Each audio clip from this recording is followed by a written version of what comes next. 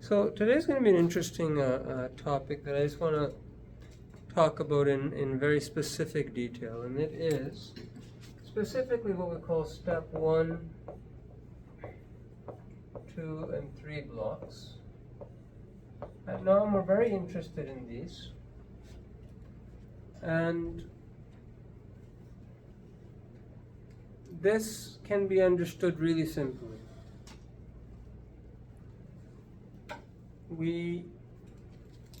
This is like the God thing, okay? So a lot of folks have an issue with like the God thing. They avoid AA meetings, they don't like anywhere. They don't like anything that relates to spirituality. And I just want to explore that as a trauma therapist. And what I've noticed over the years is that aversions being triggered by spirituality happens a lot, and usually there is a connection with the parents, mother, father. The mother and father, or whoever upbrought you, but your biological mother and father are your first teachers. A child, as you've heard me say, and I didn't make this up. I wish I could take credit for this saying, but I didn't make it up. I heard it at a course, and I'm sure they heard it somewhere else, but it's brilliant. And it is: children are great. When I say great, I mean great observers. Children are great observers. They take in every little bit of information. Nothing gets past a child. You can never learn as fast as a child. And the younger the child, exponentially, the faster they're learning. So a fetus in the womb is learning fastest of all. Learning efficiency. So learning efficiency and time.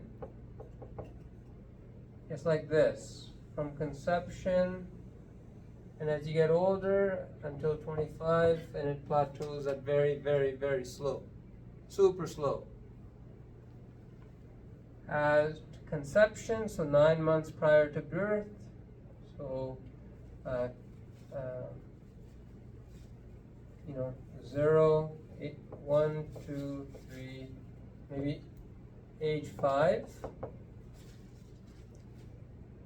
you learn the fastest. When I say learn, that means taking in information and having it stored and accessible. Conditioning. So children are great observers. They take in all information, and that information conditions them, changes them into what they are meant to be. That's what happens naturally. This conditioning happens through observation, but also interpretation. So that's where children fall.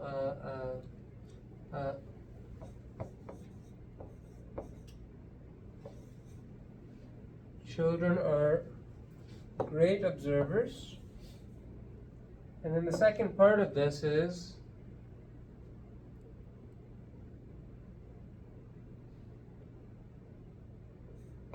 they are poor interpreters.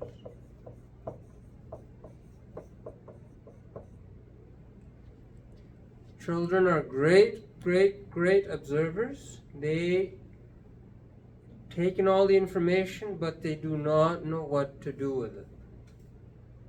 They don't know.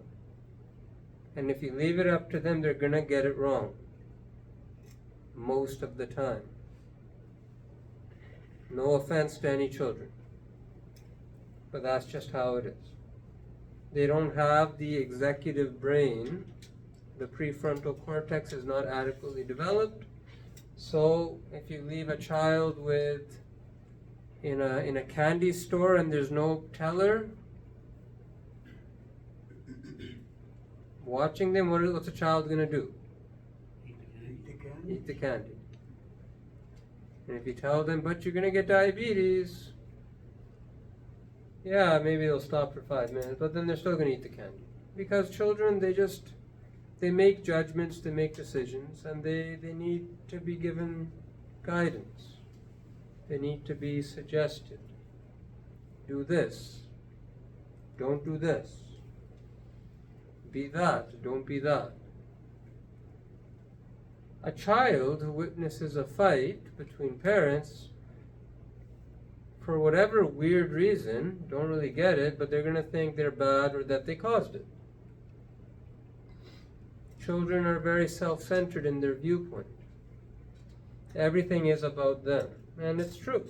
Everything is about them and their development. So, children are great observers. They are poor interpreters. And it's not their fault. So, this is just how nature has designed the human and their children. So, that's okay though. If you have adults on the opposite hand are poor observers. No offense, but we are. Because to observe, you have to have really high learning efficiency. If you don't have high learning efficiency, you have to do the same thing 1,000 times to get it. It's really slow and painful teaching an adult. I won't say it's painful. It takes a lot of patience, though. A lot of repetition. But you can get it. I remember when I was in university, I learned to really respect a great deal adult learners who were like 40s and 50s who were in my classes, learning with me. Because I could read something, yeah, sure, I'm an adult, so then 22 years old, but my learning efficiency was really better than theirs at the age of 50. They have to repeat something like 1,000 times. I might have to repeat something 100 times. Right? So they put in a lot more effort than I. Adults are poor observers. It's just a reality. They are, however,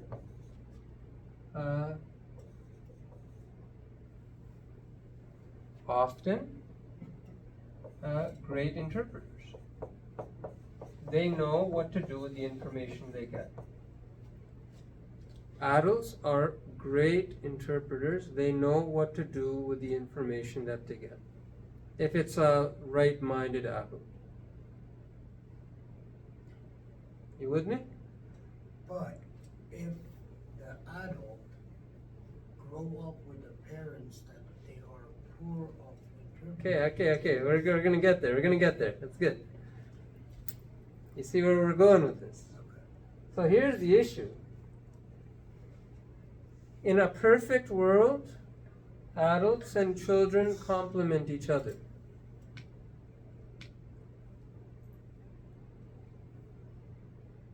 They complement each other.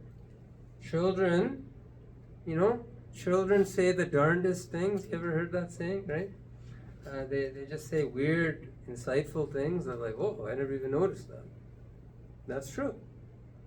Because they observe everything and then they say it, and they say things that you don't even see. Because you're just so busy and you're interpreting and making sense of the world. That's why children, it's a beautiful thing watching a child, being with a child. They have that energy. So, getting back to the issue is what happens when the adult was a child who didn't get a lot of help. Maybe mom and dad weren't there. Maybe they were drunk. Maybe they were mean. Maybe they were A, B, and C. What happens? That's where we are. What happens is they grow up to be adults who are poor observers and unfortunately poor interpreters. Now you got a problem. Now you have someone who's in an adult body, right? What do you do when two kids in like elementary school get in a fight and one punches the other one? Do you send them to jail? No, your teachers come, you call the parents, well, it's just what kids do. But two adults get into and like someone punches them. Now you got an assault charge. Now you got police. Now you got court. You got stuff. You just can't do that as an adult. You can't do what you did as a kid as an adult. A child cannot run an adult's body very well. So, getting back to this very important point. What happens when children are observing and their parents are not there to give them good interpretation? You get things like this happening. Mother and father, the first teacher to a child is the mother, the second teacher is the father. These are all powerful. If you take a child's perspective, mom and dad are all powerful beings. You know, there's a saying like, mom has eyes on the back of her head. You ever hear that? Yeah? Mom doesn't actually have eyes on the back of her head. But to a child, she just seems to know everything. Well, I actually thought my mom had eyes at the back of her head for her first book. And she knew lots of stuff that, like, how could she know? But that's just the amazing way that children view their parents. They just are all powerful. And a child sees that pattern in one person, in adults, and then you tell them about God. And they're like, well, God's all powerful too. And then the unconscious link is, this gets all connected.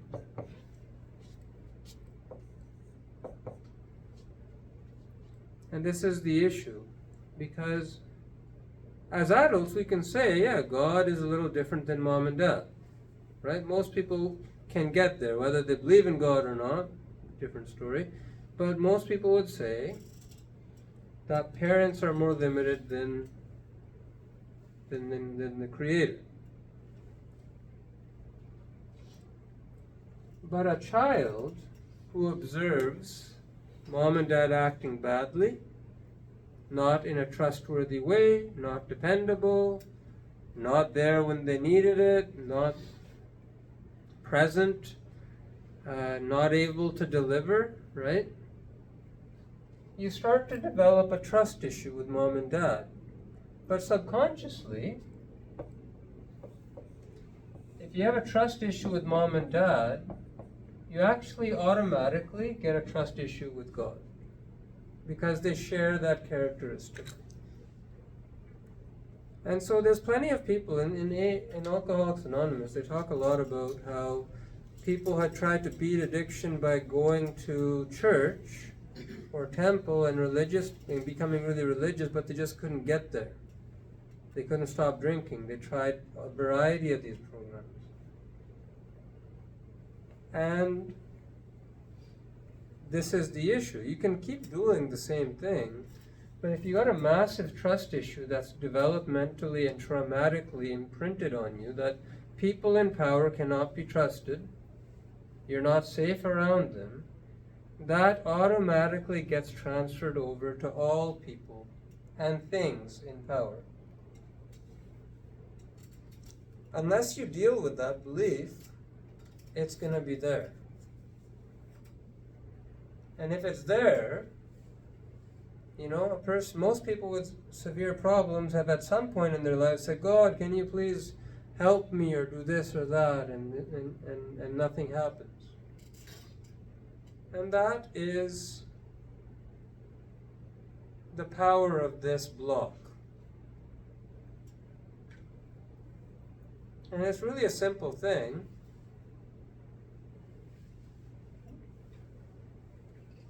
But if you don't pay attention to it, so what is step 1, 2, and 3? Step 1 is admitting you're powerless and life is unmanageable.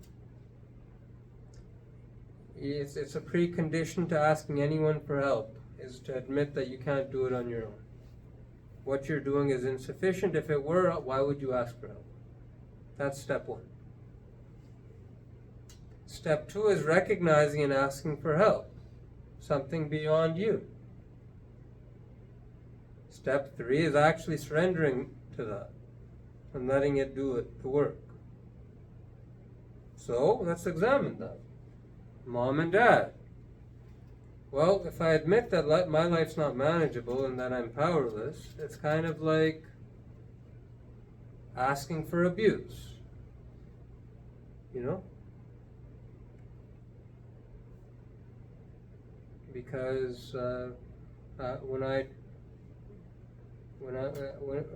Can person... you repeat that? Hmm? Can you repeat what you just said? I can. I didn't understand. So when a child says, so there's powerlessness. There's two kinds of powerlessness, right? One kind of powerlessness is the kind that's forced upon you by victimization, by being attacked, something that's done to you against your will. You're powerless, right? Something bad's happening, you can't stop it. And then there's the powerlessness that you embrace, that you accept. Yeah, I don't have this. I can't control this. This is beyond me. Both are the same thing. I'm powerless. But one is forced on you, and the other it's a choice that you make as a precondition to seeking help. So, if mom and dad forced a lot of powerlessness on you that was not appreciated, remember that children are great observers. They'll feel it all, and they won't forget it. But they're going to make a conclusion that it's not safe to admit that you're powerless. It's not safe to go there because you're going to just recreate that same trauma. You're going to develop that same bad thing that happened. So that is the issue with powerlessness.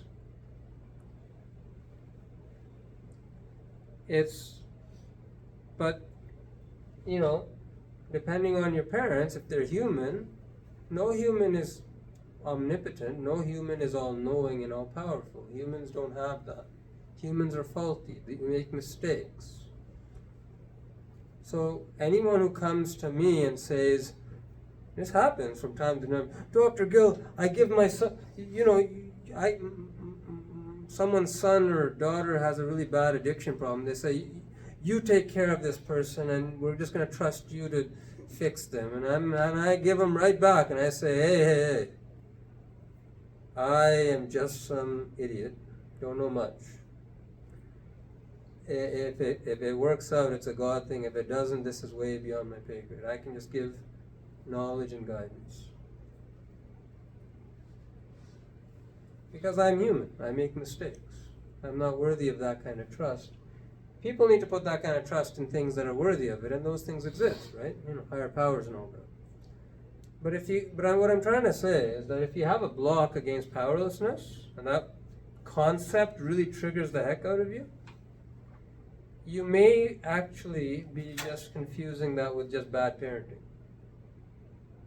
at a subconscious, unaware level. And if you don't address that, you will never be able to fully trust. And then get the benefit of it, right? You get the benefit of things by trusting, by giving over control. That's how you get the benefit of things. If like someone comes to me and they're like, yeah, I want help, but I'm not really willing to tell you anything about me. What do I do? It's like, I'm not a mind reader. And even if I was, it wouldn't be respectful for me to go into their mind and force them into something they don't want. I'm just going to let them sit and be and come back when they're ready, if they ever get ready. That's respectful. It's assault if I force it. I'm not going to go assaulting anybody. Step 2 block. Asking someone for help. A kid who's asked their parents for help and did not get help, maybe for good reasons, but a child won't know that. They'll just know I tried to get help and mom just laughed at me. They may not know that mom just worked 3 shifts and was completely tired and worried that you didn't have food the next day and was just trying to make ends meet.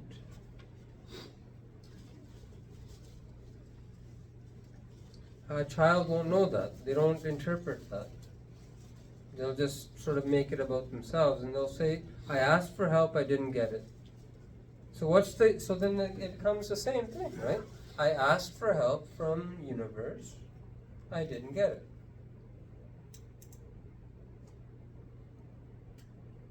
Again, a trust issue is there, right? So then, as an adult, you ask for help, but it doesn't come. Or you don't expect it to come. You put the doubt in there, subconsciously, if not consciously. And then surrender is like, that's like worlds away, right? Surrender is like embracing powerless and accepting help and just utterly surrendering yourself. Why would you do that if people in power have not been kind to you? Or in your opinion? Vast majority of parents love their kids. They just don't know how to show it, or they don't have the time to show it, or both. But it's just that interpretation thing. So, what I want to suggest to you is that this is worth examining. No matter what your approach to therapy and healing is, if you got a step 1, 2, and 3 block and you go to a therapist, if you have a mom-dad issue and someone else is trying to help you, you're going to have a therapist issue. You're going to have if you go to a sponsor, if you go to a friend and you ask them, but you don't, you're going to sabotage yourself. Unless you give this some attention. So, any questions about this? This is what I call the God thing, because it's a very common block that I encounter that we target in various ways at known. But awareness is the first aspect of it. So then here's the question, right? If you had disrupted or difficult upbringing, but I see this, right? I see people who have, I have no problem with step 1, 2, and 3, but they're struggling with step 4. Or they're like, they're surrendering feels really nice, but they're just not able to get their life to where they want to get. A lot of times I find that they have trust issues. And I'm just saying, if you have trust issues with your parents or with the adults of power in your life when you were growing up, it would be very unusual for those not to be transferred over to every entity of power in your life. It's how we do one thing's how we do everything. A child learns one experience and they generalize it to everything. That's why you have to do that. If you don't do that, learning cannot happen. Children are really good at just generalizing. They just generalize, and as we get older, we become more focused. But a child has to learn everything about everything. What's this carpet we're on? What's this gravity thing? They're learning everything. What does the earth smell like? What does rain even mean? They're learning everything. What's this weird pumping thing I have in my chest? Right? They're learning everything, so they don't have time to nitpick. They take one thing and they learn it everywhere. They spread it, they generalize it. So how we do it, one thing is how we do everything. Whether it's right or wrong, it gets generalized. And so trust issues get generalized. So if you're like a regular church-going member of society and your life is not going the direction that you think it should, if you can't get sober or something, but you're doing all the quote-unquote right things, really examine the trust issues. And then maybe target that. Talk about that. Read about that. Process that. If I was an EMDR therapist, I'd process this as a target. I bet that patient would do a lot better if you target that earlier on in therapy. Yes? Is that just relatable to abandonment? Like, for example, and then leading into any other relationships where that fear comes in of Yes. abandonment? Correct. One of the leading causes of divorce and separation in families is the inability to surrender to the other. You create a self-fulfilling prophecy, right? I read about these things. I'm not here to offend anybody who's got a prenup or anything like that. But when you enter into a relationship and you have already sort of hedged your bets around whether it's going to succeed or not, you are subconsciously laying the foundation for potential failure. Relationships only work when you surrender. Both sides to each other. No surrender, no trust. You are creating a self-fulfilling prophecy. This person cannot be trusted, and therefore they will act in a non-trustworthy way. So it's not just God. That's a separate issue. It's actually all relationships. So then you know, how do relationships get broken? You get security for yourself. You put some money away in a secret account, and you do A, and you do B, and you do C because you're not sure of this person. All the while, subconsciously, that message is, I don't trust you. And then they're not going to trust you. And then, right? So, but I'm talking about step 1, 2, and 3, but it's very pervasive. Trust issues are very pervasive throughout life, and they will destroy you. And when we say 99% of our stress is of our own making, it's a lot of it is this trust stuff. Okay? Good question. But I'm kind of talking just primarily about the higher power connection, because a lot of people who think they have a good connection to higher power, and the key is your life where you want it to be? If you got a good connection to higher power, your life is heading in that direction. It's moving and it's changing and it's good. If you're not in that boat, really good to examine your connection to higher power. Maybe it's all good. Maybe there's a trust issue. Working through it might be helpful. So for me, for instance, I feel in limbo because I came from, to me it was more like a forced religion. You have to go to church, you have to go to church. And when we got like, why I don't do this, I got older and I didn't have to listen to them and moved out. I can, you know, keep doing the God thing. Yeah. Right, so now I'm kind of like in limbo, saying, where am I really at? Yeah. Right? So remember, children are great observers, poor interpreters. I encourage everyone to examine their life with humility. That their conclusions that so a lot of folks say that they don't like church anymore because they were forced into it, right? That's a child's interpretation. What I'm saying is a child doesn't make good interpretations. So a lot of times it's that mom and dad are fighting in jerks and they're super church going, and clearly that didn't work for them, and it ain't gonna work for me. is kind of like the underlying kind of weird thing, which doesn't really come to the mind. I'm not saying that's the case with you, but I'm just, a child is extremely confused by hypocrisy. A child gets extremely like, when mom and dad are saying one thing but they're doing another, a child goes crazy. Like, it's like, because that, imagine if God did that. Hey, tomorrow's gonna be, the day's gonna come up after night. Psych! Double day. 48 hours of sunlight. Just cause. Like, imagine what that would do to your world, right? Like, you think about that. If like God just like played a joke on you and just like gave you 48 hours, or maybe a week of sunlight, just because we like sun. It's the week of sun.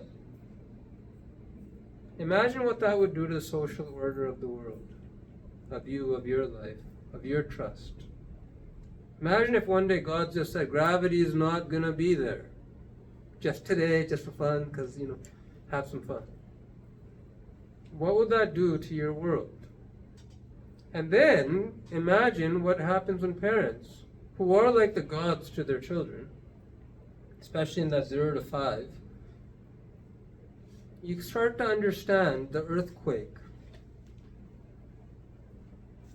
effect that these beliefs have on your system.